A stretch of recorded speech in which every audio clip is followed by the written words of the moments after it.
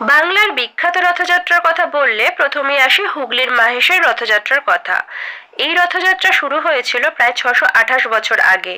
এই রথযাত্রা ভারতের দ্বিতীয় বৃহত্তম রথযাত্রা এবং পশ্চিমবঙ্গের সব থেকে পুরনো ও বড় রথযাত্রা উৎসব, যা চলে আসছে 1396 সাল থেকে।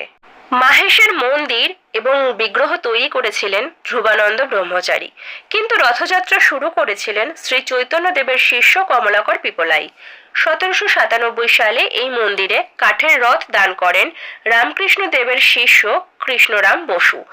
কয়েক বছর পর এটি পুড়ে যায়। আরও দুটি রথের একই অবস্থা হয়। এরপর 1885 সালে তৎকালীন হুগলি জেলার ইস্ট ইন্ডিয়া কোম্পানির দেওয়ান কৃষ্ণচন্দ্র বসুর পৃষ্ঠপোষকতায় লোহার রথ তৈরি করে মার্টিন বার্ন কোম্পানি। সেই রথই এখনো চলছে। এটি নবরত্ন রথ, যাতে আছে 12টি লোহার চাকা। 4 তল বিশিষ্ট এই রথ 50 ফুট উঁচু এবং 125 টন ওজনের। রথের সামনে রয়েছে তামার দুটি ঘোড়া। শ্রীরামপুরের মাহেশ জগন্নাথ দেবের মূল মন্দির থেকে মাহেশ গুন্ডিচা মন্দির অর্থাৎ মাসির বাড়ি পর্যন্ত এই রথটি টেনে নিয়ে যান লক্ষ লক্ষ ভক্ত। রথযাত্রার সময় মাহেশের স্নানপিড়ি ময়দানে 1 মাস ধরে চলে মেলা। এইবারে আসা যাক শান্তিপুরের রথের কথায়। নদিয়ার শান্তিপুরে এক অভিনব রথযাত্রা পালিত হয়। শান্তিপুরের রথযাত্রায় প্রধান বিগ্রহ কিন্তু জগন্নাথ দেব নন। এখানে প্রধান দেবতা হিসেবে রথে উপস্থিত থাকেন ভগবান রাম। অর্থাৎ নদিয়ার শান্তিপুরে মূলত রামচন্দ্রের রথযাত্রা পালন করা হয়ে থাকে। শান্তিপুরের সব থেকে প্রাচীন রথটি বের হয় গোস্বামী বাড়ি থেকে, যেটি প্রায় 300 বছরের পুরনো। এই রথে শোভা পায় বিশালাকৃতি রঘুনাথের মূর্তি, সাথে থাকেন প্রভু জগন্নাথ। গোস্বামী বাড়ির আদি রথটি ছিল লোহার এবং প্রায় 50 ফুট উচ্চতার। তবে 150 বছর আগে সেটি নষ্ট হয়ে গেলে পরে কাঠের ছোট রথ তৈরি করা হয়। কিন্তু কয়েক বছর আগে সেটিও নষ্ট হয়ে গেলে আবার একটি লোহার রথ তৈরি করা হয়। সেই রথেই ভগবান রামচন্দ্রের রথযাত্রা পালন করা হয়। শান্তিপুরের রথে রামচন্দ্রের যে মূর্তিগুলি দেখা যায় তার প্রতিটির গঠন প্রায় একই। এখানে ভগবান রাম একটি বিশেষ ভঙ্গিমায় বসে রয়েছেন। রামের মূর্তির পাশে জগন্নাথের মূর্তি থাকলেও অনুপস্থিত থাকেন বলরাম এবং সুভদ্রা। কিন্তু কেন রামচন্দ্র রথের প্রধান দেবতা হয়ে উঠলেন তার সঠিক কারণ জানা যায় না। তবে অনুমান করা হয় কৃত্তিবাসী রামায়ণ বা শ্রীরাম পাঁচালীর সৃষ্টিকর্তা কৃত্তিবাস ওঝার জন্ম নদিয়ার ফুলিয়ায়। সেই কারণেই হয়তো তাকে সম্মান জানাতে এখানে রথের প্রধান দেবতা হিসেবে ভগবান রামচন্দ্র উপস্থিত থাকেন। সাহিত্য সম্রাট বঙ্কিমচন্দ্র চট্টোপাধ্যায়ের পরিবারের গৃহদেবতা হলেন রাধা বল্লভ। তার বাড়ির রথের প্রধান দেবতা হিসেবে রথে আসীন থাকে রাধা বল্লভের মূর্তিটি। এখানে মূলত রাধা বল্লভের রথযাত্রা পালন করা হয়।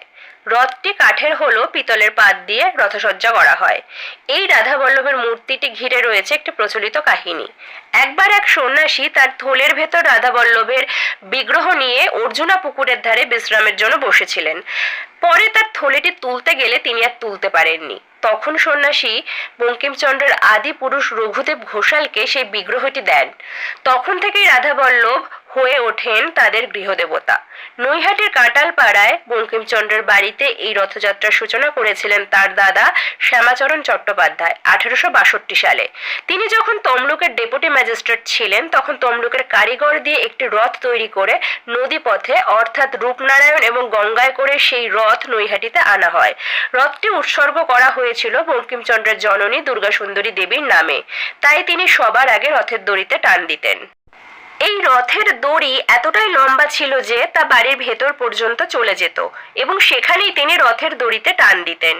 চট্টোপাধ্যায় বাড়ির নিয়ম অনুসারে রথের দিন সকালে রাধা বল্লভের বিশেষ পুজো করা হয়। রথ থেকে উল্টো রথ পর্যন্ত রাধা বল্লভ এবং বলরামের বিগ্রহ গুঞ্জঘরে রাখা হয়। রথের এই কয়দিন রোজ এই বিগ্রহগুলিকে নতুন নতুন বেশে সাজানো হয়।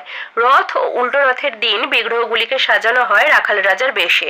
এই দুই রথের মাঝের দিনগুলিতে কখনো কালীয় দমন, কখনো কৃষ্ণকালী, নৌকা বিহার, বস্ত্রহরণ, নানা রকম বেশ হয়। একসময় এই রথ উপলক্ষে বহু বিখ্যাত ব্যক্তি নিমন্ত্রিত থাকতেন চট্টোপাধ্যায় বাড়িতে। রথযাত্রা উপলক্ষে গানের আসরও বসতো। সে সবই এখন ইতিহাস। তবে রথযাত্রা উপলক্ষে আজও এখানে মেলা বসে রথের এই কদিন। গুপ্তিপাড়ার রথের শোভাযাত্রা শুরু হয় গুপ্তিপাড়ার শ্রী শ্রী বৃন্দাবন চন্দ্রজিউ মঠ থেকে, যেটি প্রায় 1.5 কিলোমিটার দূরে গোসাইগঞ্জ বড় বাজারের দিকে যায়। শোভাযাত্রার এই দূরত্বের দিক থেকে এটি পুরীর রথযাত্রার পরে দ্বিতীয় স্থানে রয়েছে। এই রথযাত্রা আনুমানিক 1730 সাল থেকে পালিত হয়ে আসছে। তবে এই রথযাত্রার সঠিক সূচনাকাল নিয়ে রয়েছে নানা মতপার্থক্য। কিছু সূত্র অনুযায়ী এই রথযাত্রা প্রায় 400 বছরের বেশি পুরনো। এখানকার রথের প্রধান দেবতা হলেন বৃন্দাবন চন্দ্র জিউ। গুপ্তিপাড়ার রথটি কাঠের তৈরি নবরত্ন শৈলীর মন্দির।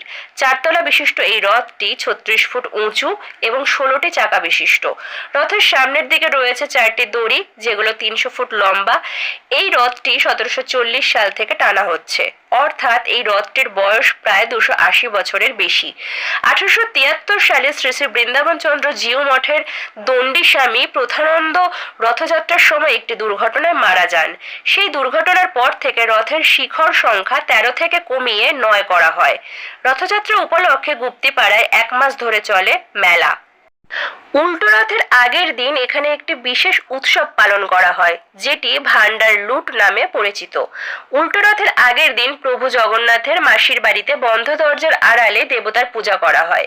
পূজার পর ভগবানের উদ্দেশ্যে প্রচুর ভোগ নিবেদন করা হয়। সন্নিহিত ঘরে প্রায় 400টি প্রসাদের মালসা রাখা হয়। প্রতিটি মালসায় 5 কেজি করে প্রসাদ থাকে। বিকেল 5টায় পুরোহিত এই ঘরের 3টি দরজা খুলে দেন। ভক্তরা তখন প্রসাদ লুট করতে এই ঘরে ভিড় জমান। মনে করা হয় এই ভান্ডার লুট অনুষ্ঠানটি সম্পূর্ণ একটি লোকজ অনুষ্ঠান। এর কোনো পৌরাণিক ভিত্তি নেই।